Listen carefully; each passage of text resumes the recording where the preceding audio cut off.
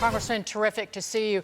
After the briefing that you were part of today and the public briefings from New Orleans involving the FBI, are you more reassured, or are you more than ever ready for the Trump team to take charge of this nation's security? Well, those are not mutually exclusive, Dagan.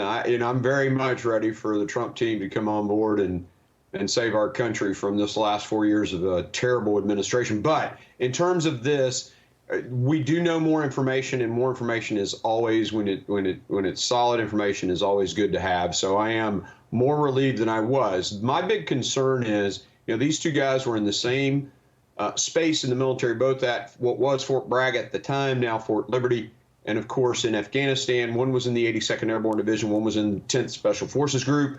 But they had similar MOSs, and they were co-located both in Afghanistan and at Bragg at one point in their career.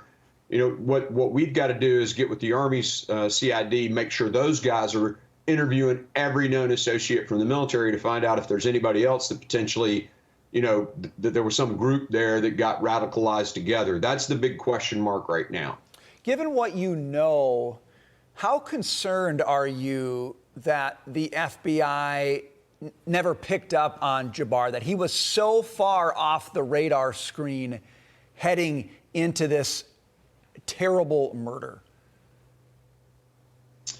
Well, our intel inside the United States has got to pick up. When it initially happened, when 9/11 first happened, we were putting FBI, HUMET resources inside, inside mosques and places like that, looking for those terrorist type cells, right? And I think they pulled back far too much on that. And they certainly are doing it with the what they call white extremists, or, sort of the far alt-right, but they're not doing it with some of these other groups out there that are inside our country and potentially, may or may not have some threat inside them. So the FBI's got to do better on that, 100%.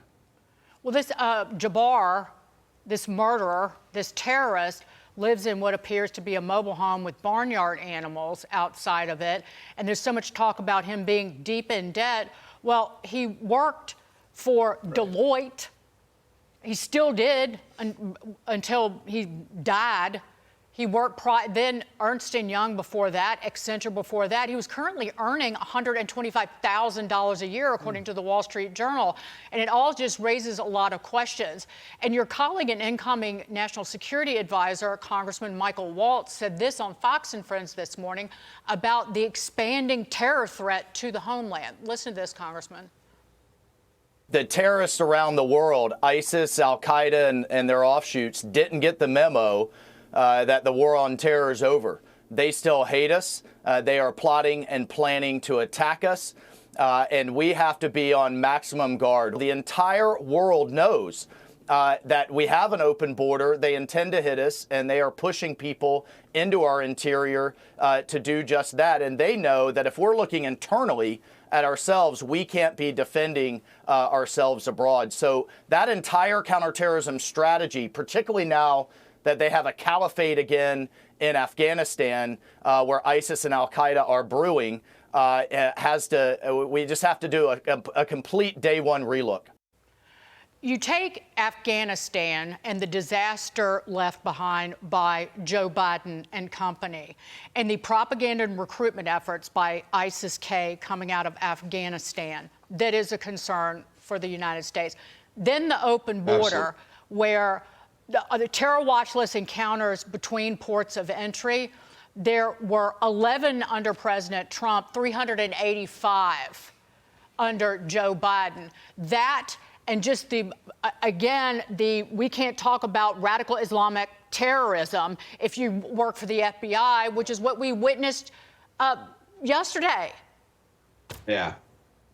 Yeah, the southern border is our greatest national security threat. I've been screaming that for years, and it's why I impeached, the first sitting cabinet secretary in the history of this country. Right. It is horrific. The bad guys know it, and they have crossed that border. We know. Director Wray admitted as much in front of my committee. So the threats to the homeland are massive. And I would add to Mike Waltz's threat picture to this new situation in Syria, where Assad has been overthrown, that's a huge question mark. And remember, that was the home of ISIS. That was where their caliphate started.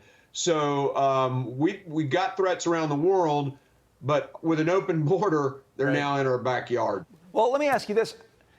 How long does it take to solidify those open holes, those weak areas that we have? I agree with you. I think Waltz has got a better handle on this than anybody in the current administration. But how much time does it take to undo what's happened over the last 4 years?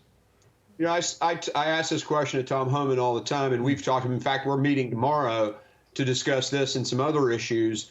Look, it's going to take 90 days at least to seal the border off, and this is according to him. He's done it before. He's, a pro at this, so he thinks 90 days. Obviously, the wall isn't going to be built in 90 days or finished. That's my news phrase. Let's not build the wall. Let's finish the wall. But all of those things are going to take some time. But he thinks he can have the border sealed in 90 days. Congressman Mark Green, great to see you. Yeah, thank you you so much. Great to see you guys. We wish the circumstances were better, and we pray for all those families. Amen. Indeed. Thank you, sir.